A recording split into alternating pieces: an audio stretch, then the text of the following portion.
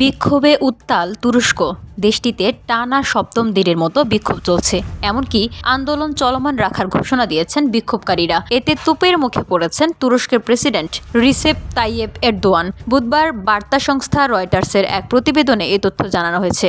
প্রতিবেদনে বলা হয়েছে, তুরস্ক জুড়ে বিক্ষোভকারীরা ইস্তাম্বুলের মেয়র এক্রেম ইমামোগলুর কারাগারে পাঠানোর প্রতিবাদে চলমান বিক্ষোভ চালিয়ে যাওয়ার ঘোষণা দিয়েছেন। গত এক দশকের মধ্যে এটি সবচেয়ে বড় বিরোধী আন্দোলন বলে মনে করা হচ্ছে। প্রেসিডেন্ট রিসেপ তাইয়েপ এরদোয়ান এই বিক্ষোভকে নাটক আখ্যা দিয়ে বলেছেন, এটি শীঘ্রই স্তিমিত হয়ে যাবে।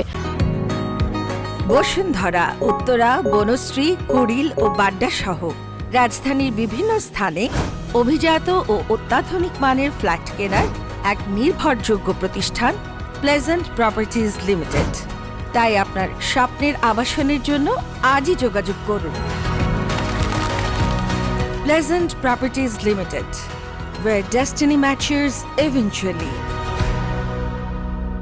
অন্যদিকে ইমামোগলুর গ্রেপ্তারের পর থেকে প্রতিদিন সন্ধ্যায় লাখো মানুষ রাজপথে নেমে এরদোয়ান বিরোধী স্লোগান দিচ্ছেন এবং ন্যায় বিচার ও গণতন্ত্রের দাবি জানাচ্ছেন। গত রোববার এক আদালত দুর্নীতির অভিযোগে ইমামোগলুর বিচারের আগ পর্যন্ত কারাগারে রাখার নির্দেশ দেন, যা তিনি অস্বীকার করেছেন। বিরোধী দল, মানবাধিকার সংগঠন ও ইউরোপীয় নেতারা এই গ্রেপ্তারকে রাজনৈতিক উদ্দেশ্য প্রণোদিত ও গণবিরোধী বলে অভিহিত করেছেন।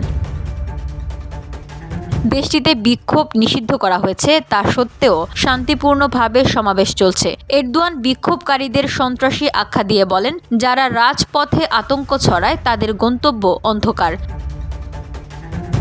বিক্ষোভের প্রভাবে তুরস্কের আর্থিক বাজারেও নেতিবাচক প্রভাব পড়েছে। লিরার মান কমতে কেন্দ্রীয় ব্যাংক হস্তক্ষেপ করেছে। রমজানের ইফতারে যুব সমাজকে উদ্দেশ্য করে এরদোয়ান বলেন, অরাজকতা সৃষ্টিকারীদের শেষ গন্তব্য অন্ধকার।